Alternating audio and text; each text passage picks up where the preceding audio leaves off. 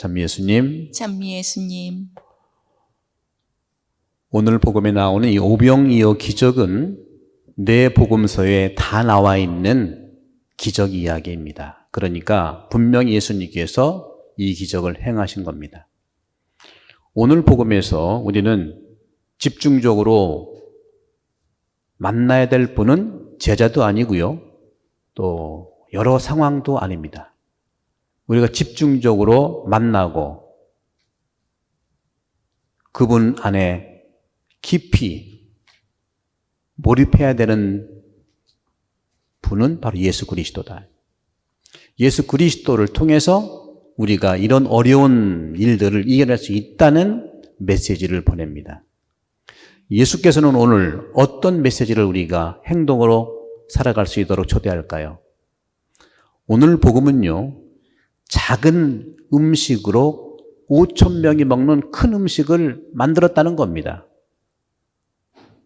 이것에서 우리는 돌아가는 예수님의 이 방법에 대해서 오늘날도 그리스도인들, 우리 교회는, 아니 이 세상은 이 사랑의 방식으로 우리는 어려움을 이겨낼 수 있다는 것이죠. 이것은 바로 하느님 나라가 이런 식으로 이미 왔다는 겁니다. 하느님 나라의 이러한 풍요로움, 굶주리고 어렵고 힘든 상황 속에서 하느님의 나라가 풍요롭게 드러난다고 하는 이러한 잔치에 우리들을 초대하는 것입니다. 오늘 복음을 보면 예수님께서 제자들에게 이 방법을 묻습니다. 어떻게 하면 좋겠느냐? 필리포라든가 안드리아는 계산을 해보니까 불가능해요. 그래서 불가능하다는 말을 들으시고 예수님께서는 뭐라고 하지 않으신 다음에 그 불가능한 것을 가능하게 하는 것입니다. 그들은 생각으로는 불가능하지 않습니까?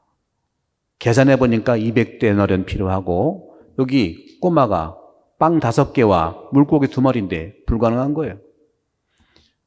생각으로 모든 것은 이해할 수가 없습니다. 그러자 예수님께서는 불가능하다는 그 생각을 내려놓고 해보는 겁니다. 하지도 않고 쓸모없다고 말할 수 없고 헛되다고 말할 수 없고 부적합하다고 말할 수가 없는 것이죠. 그렇습니다. 가난은 우리가 나라님도 해결하지 못한다는 말이 있지만 예수님은 포기하지 않습니다. 포기라고 하는 것은 예수님 사전에 없습니다. 단념도 없습니다. 우리는 단순히 예수님은 우리 구세주이기 때문에 세상을 구원하러 오셨다 하는 그런 대명제 때문에 이 구체적인 예수님의 방식을 잃어버릴 수가 있어요. 그 예수님이 구세주라는 방식을 약간 밀쳐놓고 예수님이 구체적으로 행한 모습을 자세히 본다면 그것이 바로 2000년의 교회의 역사라는 것이죠. 따라서 예수님께서는 제자들에게, 오늘 우리에게 왜 못하냐고 부정적으로 평가하는 것이 아니라 당신이 보여주신 이러한 모습에 조인하도록, 참여하도록 우리를 초대하고 있는 것입니다. 오늘 복음은요, 예수님께도 난처한 상황이죠. 보십시오. 5,000명이 넘는 사람들을 어떻게 말씀이야 듣지만 구체적으로 식사를 해결해야 되는데, 따라서 예수님께는 그래도 이순신 장군처럼 우리는 12척의 배라도 아직 남아있다, 긍정적으로 보는 것이죠. 예수님께 작은 음식, 빵 5개가 주어졌습니다. 없는 것이 아니에요. 있어요. 그것으로 그 빵이, 그 물고기가 예수님 손에 들어가자 예수님의 그 손에서 나눠지는 그 기적이 5,000명이 먹고도 남을 만큼 충분했다는 거, 풍요롭다는 음식이 됐다는 것이 오늘의 메시지죠. 이것이 어떻게 일어났을까요? 바로 지난주 복음도 그렇고 계속해서 지난주 복음까지는 마르코 복음이 계속 읽혀져 왔고 바로 이 부분에서 앞으로 계속 4번 요한복음 이 생명의 빵이 연결돼서 8월 20몇일까지 갑니다. 매주 이제는 요한복음 만나요. 측은지심이고 연민이지요. 연민은 불가능을 가능하게 하는 신앙인의 가장 첫 번째 마음입니다. 그 연민, 우리 어머님들이 그렇게 우리를 키우셨어요. 아무것도 없었을 때 우리 다 살았지 않습니까? 예수님은 군중들의 마음, 그 처지를 연민으로 압니다. 안다는 의미가 뭘까요? 제자들을 포함해서 오늘 우리가 이 코로나 델타 변이로 힘들어하는 우리까지 포함해서 우리들의 제자들의 그 군중들의 실패와 성공도 알고 있고 희망과 두려움도 알고 있고 적합하냐 부적합하냐 하는 계산도 알고 있고 모든 것을 주님은 알고 계시는데 바로 우리가 가진 이런 모든 것들의 어려운 것들을 단편들을 빵 5개라고 하는 작은 가치로 드러내는 겁니다. 빵 5개는요 그냥 빵 5개도 분명히 있지만 빵 5개는 우리가 가지고 있는 초라한 모습이기도 해요. 지금 전 세계적으로 인간의 발전이 얼마나 컸습니까? 하지만 분명히 이 코로나 바이러스는 우리가 정확하게 이 세상을 살아가는 중요한 터닝 포인트로 봐야 됩니다. 패스트가 중세에서 근세로 넘어오는 분기점이 됐듯이 이 코로나가 이제는 인간 중심에서 자연 중심으로 가는 터닝 포인트라는 것을 우리는 인식해야 됩니다. 우리의 삶을 이제는 인간 중심이 아니고 자연으로 함께하는 자연 중심으로 살아가는 각자의 위치를 인정해주고 인간이 너무 세상을 자연을 개발하지 말고 중심에 있는 것이 아니라 세상을 보존하는 사람으로서 하느님이 맡겨놓으신 목자로서의 삶을 살아갈 때만이 이 코로나는 새로운 분기점으로 우리에게 5천 명을 먹인 또 하나의 풍요로움으로 다가올 것입니다. 작은 빵 5개가 많아지는 5천 명이 먹고도 남는 의미는 바로 성체성사입니다. 많아지는 성체성사로 이루어주는 것이죠.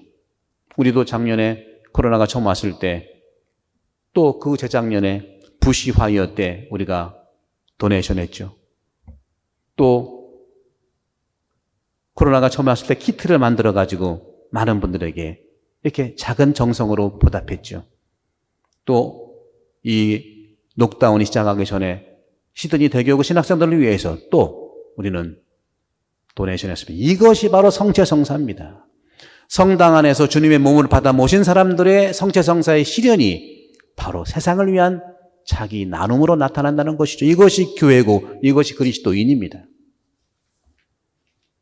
우리도 이제 하나님께 청합시다.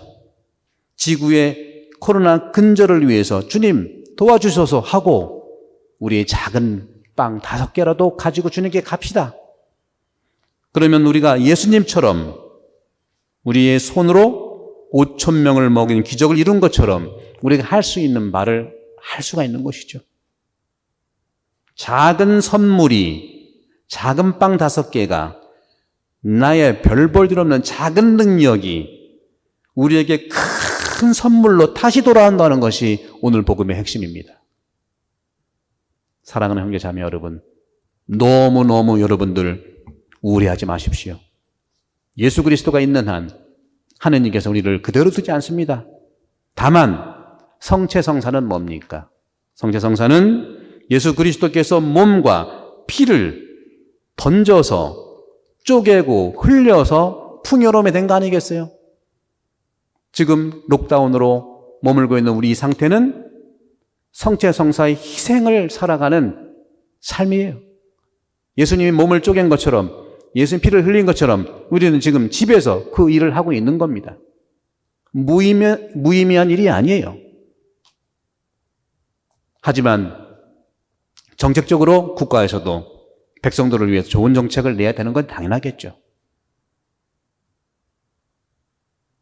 싱가포르라든가 한국이라든가 물론 싱가포르는 작은 나라이지만 또 한국도 제가 한국 사람이니까 한국 제일이다 그 얘기하고 싶지 않지만 왜 그러면 한국은 유럽에 비해서 어디에 상대적으로 그래도 선방간 잘 이루어지는 것 같은 건 뭐냐? 우리나라의 특징이 있어요. 우리나라는요, 어려울 때 경계가 없어요. 하지만 다른 유럽이나 이런 데는요, 전쟁을 일으켜도 군인들끼리 싸우지 백성들은 안 싸웁니다. 고통받는 건 백성들 뿐이에요. 이러면 아시잖아요. 전쟁과 이러한 폭력이 있을 때는 어린이와 여성들이 가장 희생자라고.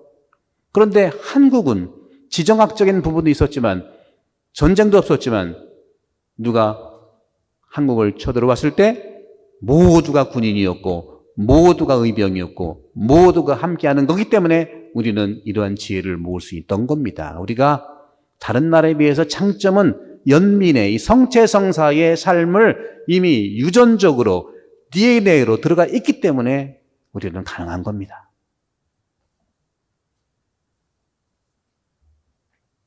성체성사는 무엇입니까? 성체성사는 이론도 아니고 논리도 아니고 실용주의는 절대로 아닙니다.